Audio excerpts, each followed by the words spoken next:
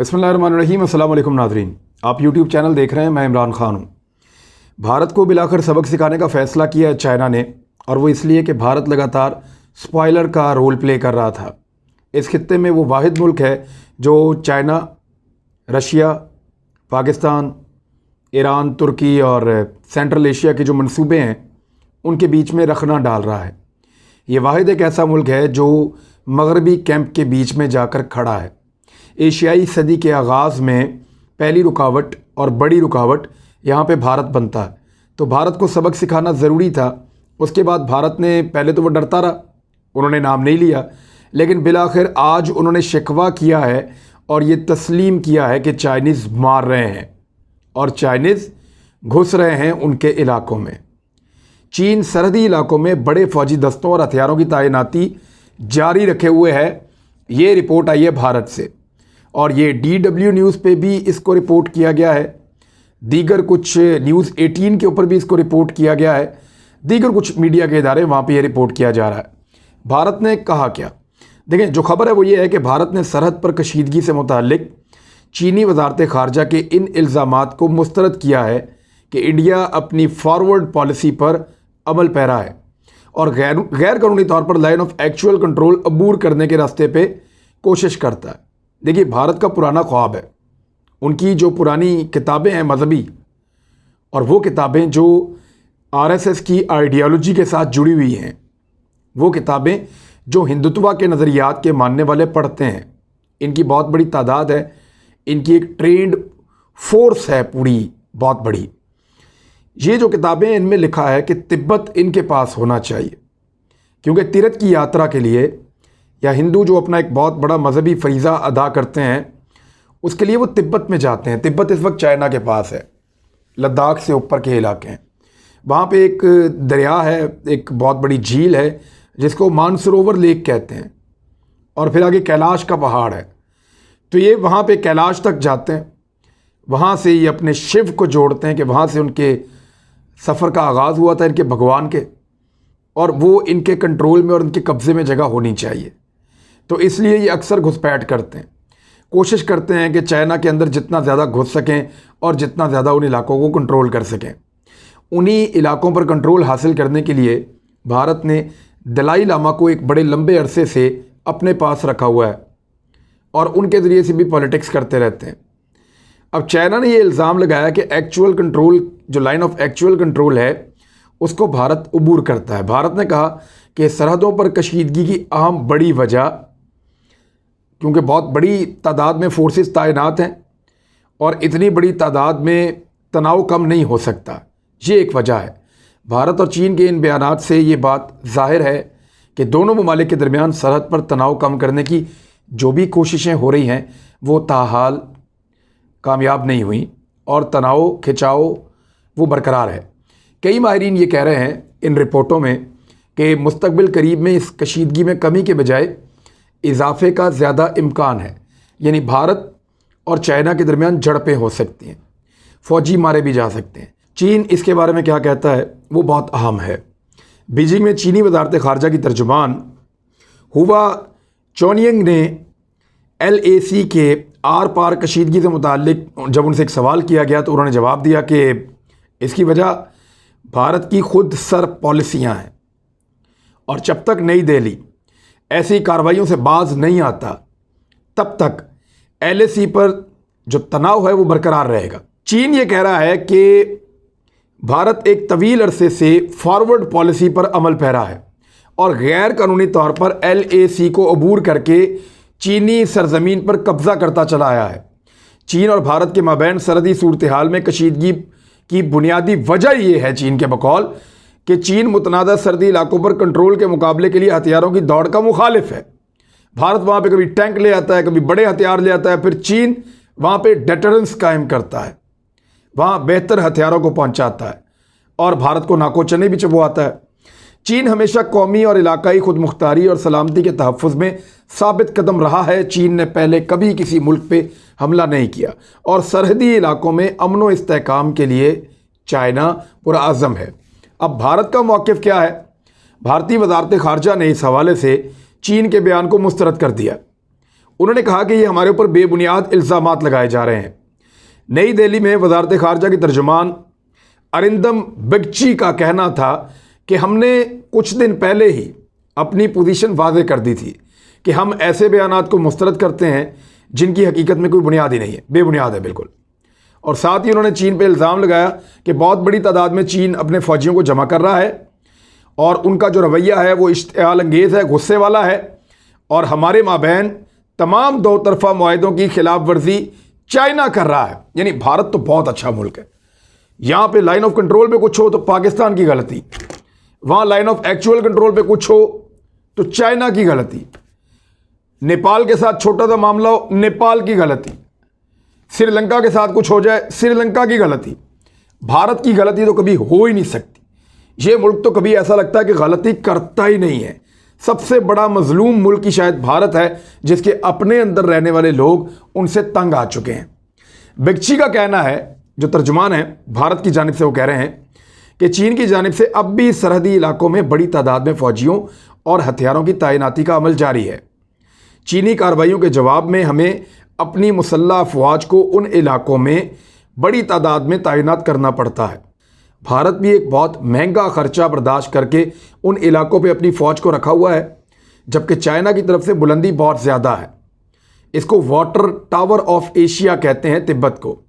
पूरे एशिया को जो पानी मिलता है उसकी जो टैंकी है या टावर है वो ये है, तिब्बत का इलाका। तो यहाँ पे फ़ौजियों को ले जाना, इकट्ठा करना, सड़कें और इंफ्रास्ट्रक्चर बनाना, महंगा फ़ौजी साजो सामान पहुँचाना, खाने पीने का बंदोबस्त करना चाइना को भी बहुत महंगा पड़ रहा है। लेकिन चाइना की मईशत क्योंकि बहुत ताकतवर है, अमेरिका के बाद दुनिया की सबसे बड़ी मईशत है, तो वो तो इसको सह लेंगे। लेकिन भारत के लिए हर गुजरता दिन मुश्किल होता जाएगा। उन्होंने बड़ी मुश्किलों से एक सर्दियाँ वहाँ पे गुजारी हैं। अगर चाइना उनको मजबूर करता है एक और सर्दियाँ गुजारने पे, तो उससे बेहतर होगा कि भारत चीन के साथ एक जंग ही लड़ ले। एक और चीज़ जो भारत कर रहा है, जंगी जुनून का आप अंदाज़ा करें कि वो सुरंगें खोद रहा है बहुत बड़ी बड़ी, और वो ये दिफाई नुक्ता नज़र से कर रहा है। यानी भारत के ज़ेरे इंतज़ाम या भारत के मकबूजा जो कश्मीर का इलाका है उसको लद्दाख से जोड़ने के लिए टनल्स और पुलों की तामीर का एक बहुत अहम प्रोजेक्ट जो है उसके ऊपर इस वक्त काम चल रहा है। लद्दाख की सरहदें चीन और पाकिस्तान से मिलती हैं, और इस तनाजुर में इस प्रोजेक्ट को बहुत जंगी लिहाज से एक अहम प्रोजेक्ट करार दिया जा सकता है। भारतीय जो सरकारी ज़राए हैं उनके मुताबिक ये खबर रिपोर्ट हुई है, और ये खबर भी DW न्यूज़ ने रिपोर्ट की, उसके अलावा दीगर अखबारात ने रिपोर्ट की। तो मैं आपको DW न्यूज़ से एक्चुअली इसको पढ़ के सुना रहा हूँ, वो बड़ी अच्छी रिपोर्टिंग करते हैं। तो भारतीय सरकारी ज़राए के मुताबिक इस प्रोजेक्ट के तहत 4 सुरंगें खोदने का मनसूबा बनाया गया है, जिनमें से पहली सुरंग की खुदाई मुकम्मल हो चुकी है, और ये कुछ 6.5 किलोमीटर तवील है, या आप कह लें 4 मील या इससे कुछ ज़्यादा, और 932 मिलियन अमरीकी डॉलर्स इन पे खर्च हुए। इन 4 सुरंगों की तामीर के मंसूबे की चौथी और आखिरी सुरंग 14 किलोमीटर लंबी होगी। सोनामर्ग का एक इलाका है, उसको ये लद्दाख के साथ जोड़ देगी। यहाँ एक्चुअली बर्फ़बारी बहुत रहती है, यहाँ इतनी ज़्यादा स्नोफॉलिंग होती है कि आप ट्रेवल नहीं कर सकते साल के बेशतर हिस्से में। बहुत कम आपको रास्ता मिलता है सड़क पे कि आप अपना सामान और गाड़ियाँ वहाँ पे ले जाएं। लेकिन भारत बहुत बड़ी बड़ी टनल्स बना रहा है, वो इसलिए कि वो ये चाहते हैं कि वो सारा साल सामान की तरसील कर सकें, फ़ौजियों को ले जा सकें, हथियारों को ले जा सकें और ला सकें। तो उसके लिए वो अपनी टनल्स बना रहे हैं। इन टनल्स के बनने से पहले पहले चाइना ने जो फैसला भारत के साथ लाइन ऑफ एक्चुअल कंट्रोल पे करना है, वो अगर कर लेंगे तो फ़ायदे में रहेंगे, वरना ये जंग और हालात तूल पकड़ जाएंगे, क्योंकि ये टनल्स दिफाई नुक्ता नज़र से भारत को बहुत बड़ा फ़ायदा देंगी। जो लोग जानते हैं जंग को या जंग के हालात को, उनको आइडिया है। मैं आपको मिसाल दे देता हूँ।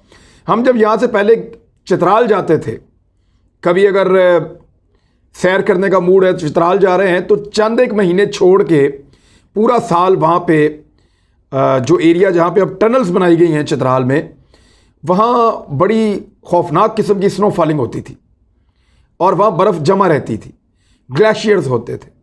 आप गाड़ियाँ लेके क्रॉस नहीं कर सकते थे, और वहाँ पे एक एक दिन लग जाता था। बल्कि अगर गाड़ी एक बंद हो जाए, ख़राब हो जाए, कोई मामला, रास्ता रुक जाए, तो कई कई दिन वहाँ लोग फंसे रहते थे।